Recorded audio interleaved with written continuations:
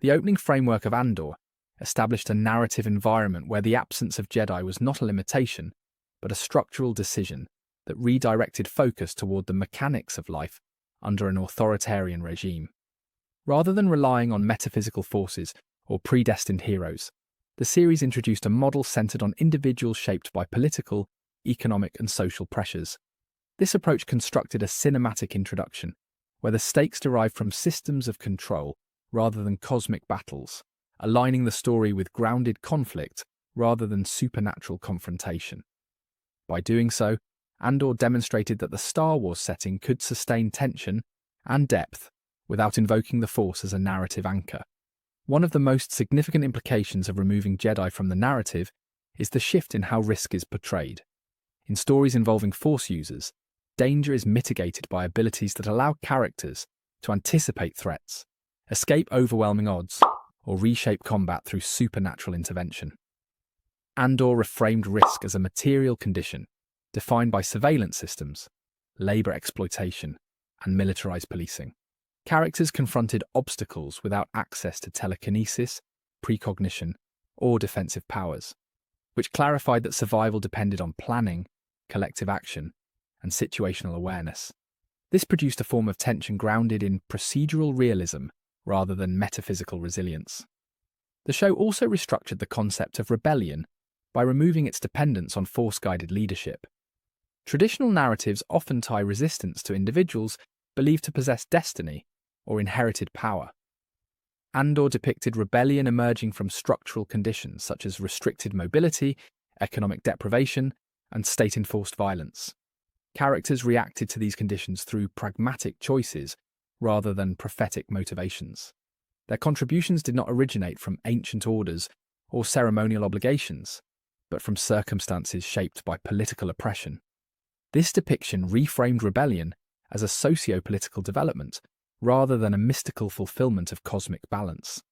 The absence of Jedi revealed new dimensions of imperial authority by removing the narrative filter typically introduced through Jedi-centric stories. Without Force users serving as counterweights, the Empire's systems of control appeared more recognizable as institutional mechanisms rather than symbolic representations of evil. Surveillance towers, prison quotas, data collection, bureaucratic delays, and informant networks conveyed a model of power based on administrative reach rather than Sith influence.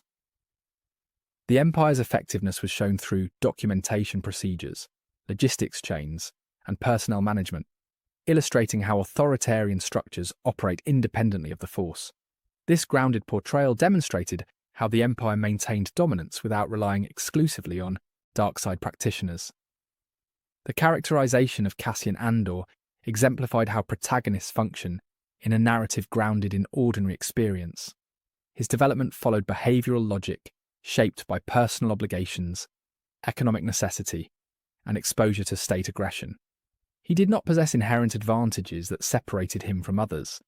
Instead, his actions reflected an understanding of risk management, improvisation, and environmental awareness. This approach framed heroism as a set of decisions influenced by societal conditions rather than as a manifestation of destiny. By presenting Cassian as a product of his environment, the narrative reinforced that compelling protagonists do not require supernatural attributes to anchor a story within the Star Wars universe. The series also emphasized collective action as a central component of resistance.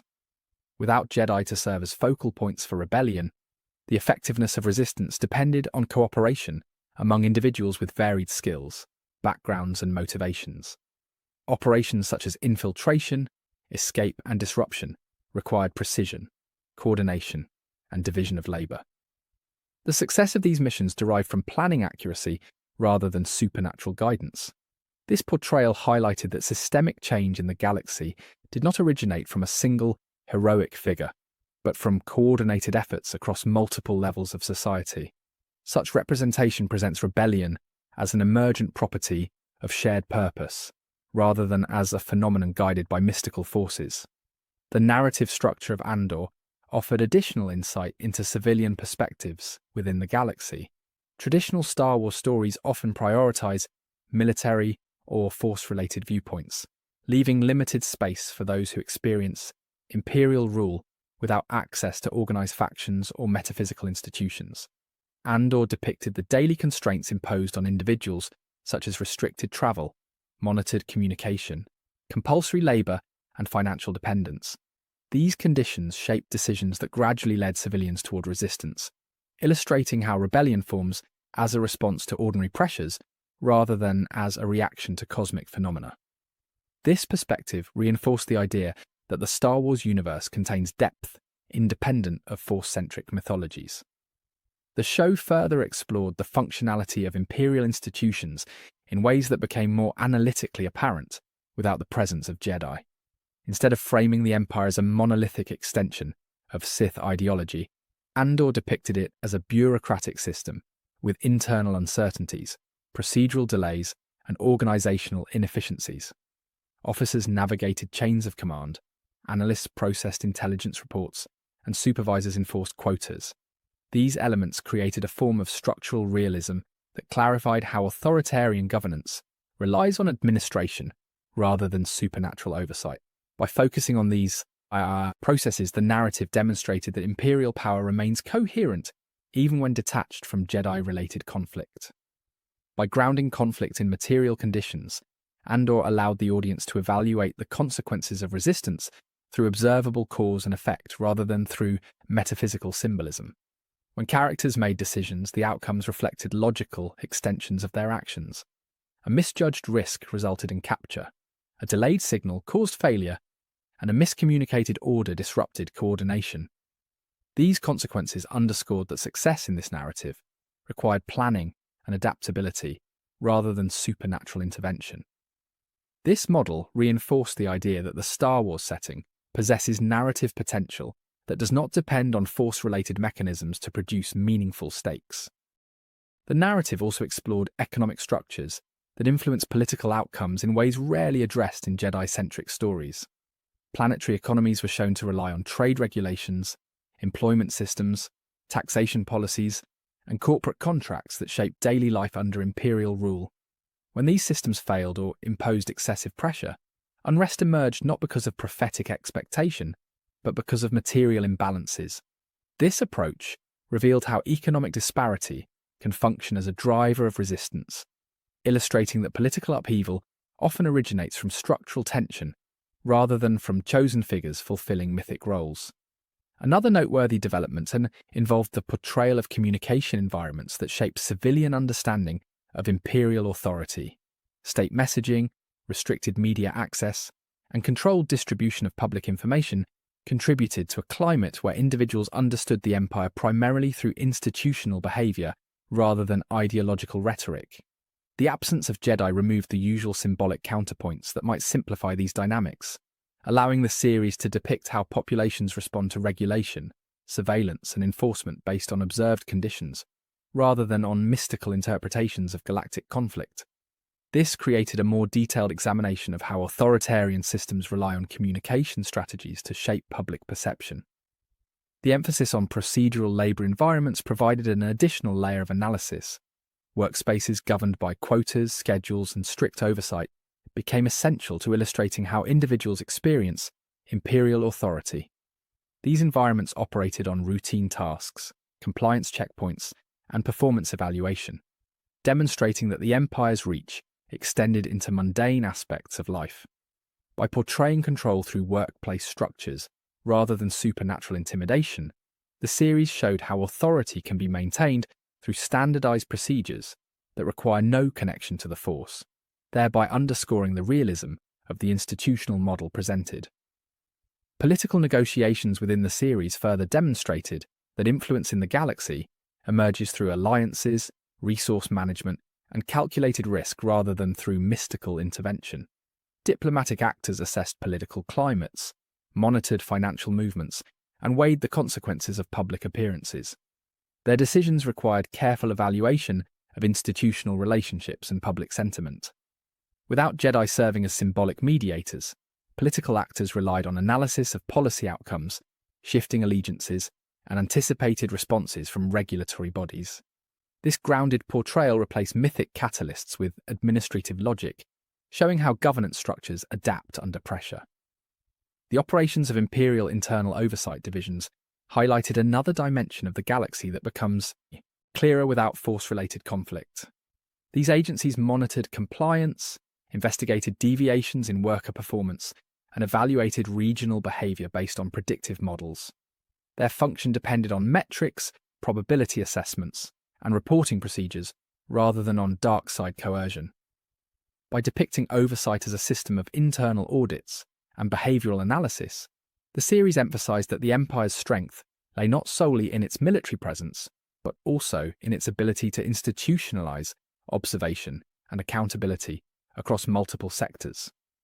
The resilience of underground networks also gained additional clarity when removed from the influence of Jedi-affiliated organizations. Resistance cells relied on coded communication, compartmentalization, and resource distribution strategies that required careful planning and risk assessment. Their effectiveness derived from redundancy, operational secrecy, and decentralization. Without Jedi to provide supernatural advantages, these networks depended on structure, discipline, and adaptability. This portrayal reinforced that rebellion grows through organizational architecture rather than through mythical empowerment, reflecting a grounded view of how insurgent groups operate within authoritarian systems. Transportation systems and travel restrictions presented another set of conditions that defined the lived experience of individuals within the galaxy. Travel authorizations, inspection checkpoints, and enforced routing demonstrated how mobility becomes a tool of state power. Characters navigated procedural obstacles involving documentation and route compliance, revealing how the Empire controlled movement through administrative channels rather than metaphysical threat. This depiction showed that structural constraints can influence personal decisions and limit opportunities for resistance, contributing to a more nuanced understanding of how authoritarian control functions in everyday life. Resource allocation policies also played a significant role in shaping the dynamics of conflict within the series. Imperial authorities directed energy supplies, manufacturing output, and labor distribution based on administrative priorities that often disregarded local needs. These decisions generated disparities that fueled dissatisfaction and motivated localized forms of resistance. By presenting resource allocation as a political instrument, the narrative revealed how macro-level policies affect individual circumstances, reinforcing the idea that systemic analysis can carry narrative weight without depending on force-related themes. The culmination of these elements illustrates that the core, thematic strength of the Star Wars universe does not depend on the presence of Jedi, but on the depiction of systems that govern life across the galaxy. Andor showed that political institutions, economic pressures, intelligence operations, and procedural control mechanisms provide sufficient narrative structure to sustain complex storytelling. By revealing how ordinary individuals respond to systemic constraints, the series demonstrated that the essence of resistance emerges from material conditions rather than from supernatural guidance. Through this analytical lens, Andor proved that the galaxy remains compelling even when detached from the mythic frameworks traditionally associated with the franchise. Thank you for watching. Be sure to like, subscribe, and hit that share button. My main channel is Critical Analysis Hub, where I post Star Wars content about the movies. My secondary channel is Critical Analysis Hub Plus, where I focus on the shows of Star Wars. And my third channel is Critical Analysis Hub XP, where I post comic books. Be sure to take a moment and check them out. Thanks, and may the Force be with you.